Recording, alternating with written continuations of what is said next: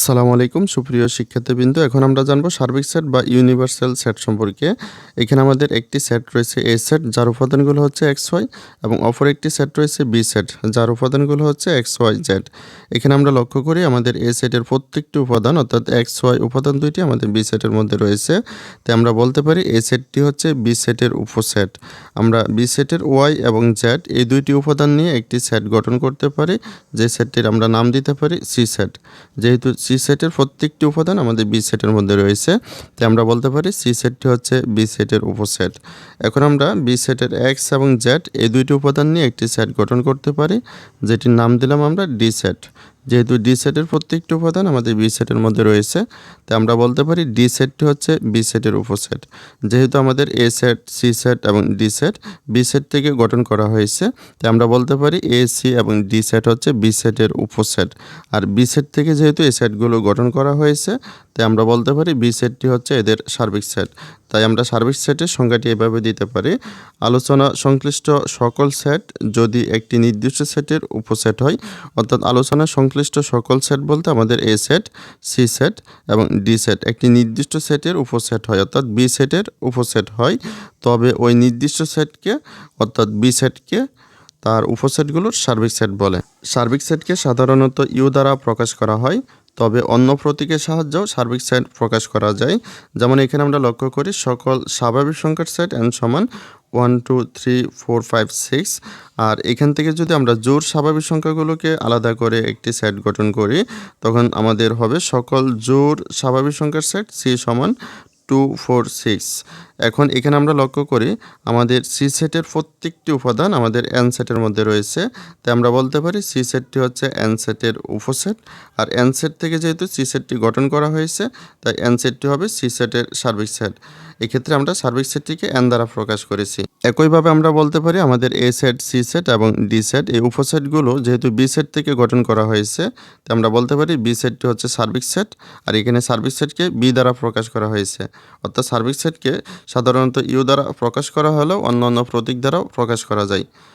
আশা করি তোমরা সার্বিক সেট সম্পর্কে একটি স্বচ্ছ ধারণা পেয়েছ। এখন আমরা জানব পূরক সেট বা কমপ্লিমেন্ট অফ এ সেট সম্পর্কে।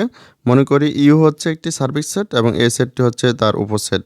আমরা সার্বিক সেট ইউকে যদি ভ্যানচিত্রের সাহায্যে প্রকাশ করি, তাহলে এটিকে আমরা আয়ত দ্বারা প্রকাশ করব। আর উপসেট একে যদি আমরা ভ্যানচিত্রের সাহায্যে প্রকাশ করি, তাহলে এটিকে আমরা বৃত্ত দ্বারা প্রকাশ করব। এখন যদি আমরা এ সেটের পূরক সেট নির্ণয় করি, তাহলে এ সেট বহির্ভূত বাইরের যে অংশটি রয়েছে, এই অংশটি হচ্ছে মূলত এ সেটের পূরক সেট। অর্থাৎ আমরা রঙিন যে অংশটি দেখতে পাচ্ছি, এই রঙিন অংশটি হচ্ছে মূলত আমাদের এ সেটের পূরক সেট। আমরা পূরক সেটকে কমপ্লিমেন্ট অথবা প্রাইম দ্বারা প্রকাশ করি। এর পূরক সেটকে এ কমপ্লিমেন্ট বা এ প্রাইম দ্বারা প্রকাশ করা হয়। গাণিতিকভাবে এ কমপ্লিমেন্ট সমান ইউনিভার্সাল বাদ এ। একইভাবে যদি আমরা বি এর পূরক সেট নির্ণয় করি, তখন আমরা লিখব ইউনিভার্সাল বাদ বি। একইভাবে যদি আমরা সি এর পূরক সেট নির্ণয় করি, তখন আমরা লিখব ইউনিভার্সাল বাদ সি। অর্থাৎ আমাদের সার্বিক সেট থেকে উক্ত সেটটিকে যদি আমরা বাদ দিয়ে দেই, তাহলে সেটি হবে আমাদের উক্ত সেটের পূরক সেট। এখানে তোমাদেরকে একটি উদাহরণ দেওয়া রয়েছে। বলা হয়েছে পি ও কিউ দুইটি সেট এবং পি সেটের যেসব উপাদান কিউ সেটের উপাদান নয়, অর্থাৎ পি সেটের উপাদানগুলো কিউ সেটের যেহেতু উপাদান নয়, তাই আমরা বলতে পারি পি সেটটি হচ্ছে সার্বিক সেট এবং কিউ সেটটি হবে উপসেট। তারপরে বলা হয়েছে ওই উপাদানগুলোর সেটকে পি এর প্রেক্ষিতে কিউর পূরক সেট বলা হয়। আর এটিকে আমরা এভাবে লিখব কিউ কমপ্লিমেন্ট সমান, এখানে আমরা সার্বিক সেট থেকে কিউ সেটটি বাদ দেব। এখানে আমাদের যেহেতু সার্বিক সেট হচ্ছে পি, তো আমরা পি বাদ কিউ লিখব। এখন আমরা উদাহরণ 7 যে প্রশ্নটি রয়েছে এই প্রশ্নটি সমাধান করব। এখানে বলা হয়েছে ইউনিভার্সাল সমান 1 2 3 4 5 6 7 এবং এ সেট সমান 2 4 6 7 এবং বি সেট সমান 1 3 5 হলে এ কমপ্লিমেন্ট এবং বি কমপ্লিমেন্ট নির্ণয় করো। এখানে আমরা লক্ষ্য করি আমাদের এখানে বলা হয়েছে এ কমপ্লিমেন্ট এবং বি কমপ্লিমেন্টের মান কত। আমরা এ কমপ্লিমেন্টকে লিখতে পারি ইউনিভার্সাল বাদ এ, অর্থাৎ সার্বিক সেট থেকে আমরা এ সেটটিকে বাদ দিব।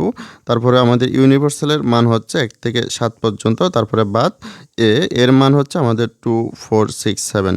এখন দুইটি সেটের মাঝখানে যেহেতু মাইনাস রয়েছে, আমরা জানি দুইটি সেটের মাঝখানে মাইনাস থাকলে মিল থাকলে আমাদের বাদ যাবে, উপাদানগুলো যদি মিল থাকে তাহলে বাদ যাবে এবং দ্বিতীয় সেটে সকল উপাদান বাদ যাবে। তো এখানে আমাদের মিল উপাদান হচ্ছে 7, তারপরে রয়েছে 6, তারপরে রয়েছে 4, তারপরে রয়েছে 2। তাহলে আমাদের বাকি রইল 1 3 5। তাহলে 1 3 5 হচ্ছে আমাদের এ কমপ্লিমেন্টের মান। একইভাবে যদি আমরা বি কমপ্লিমেন্টের মান বের করি তাহলে আমরা লিখব ইউনিভার্সাল বাদ বি। তারপরে এখানে আমরা ইউনিভার্সালের মান লিখব 1 থেকে 7 পর্যন্ত। তারপরে আমরা বি এর মান লিখব 1 3 5। এখানেও আমাদের দুইটি সেটের মাঝখানে যেহেতু মাইনাস রয়েছে, তো আমাদের দুইটি সেটের মাঝখানে মাইনাস থাকলে নিয়ম হচ্ছে মিল উপাদানগুলো বাদ যাবে এবং দ্বিতীয় সেটে সকল উপাদান বাদ যাবে। তো এখানে আমাদের 1 মিল রয়েছে, আমরা 1 বাদ দিব।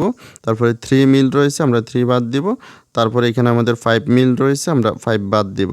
তাহলে আমাদের এখানে বাকি রইল 2 4 6 7। তাহলে 2 4 6 7 হচ্ছে আমাদের বি কমপ্লিমেন্টের মান। তাহলে আমরা নির্ণয় সেট দিয়ে এই দুইটি আনসার এখানে লিখে দিতে পারি। তাহলে সুপ্রিয় শিক্ষার্থীবৃন্দ, ভিডিওটি এ পর্যন্তই। ভিডিওটি তোমাদের কাছে ভালো লাগলে অবশ্যই লাইক কমেন্ট শেয়ার করে পাশে থাকবে। সকলকে অসংখ্য ধন্যবাদ।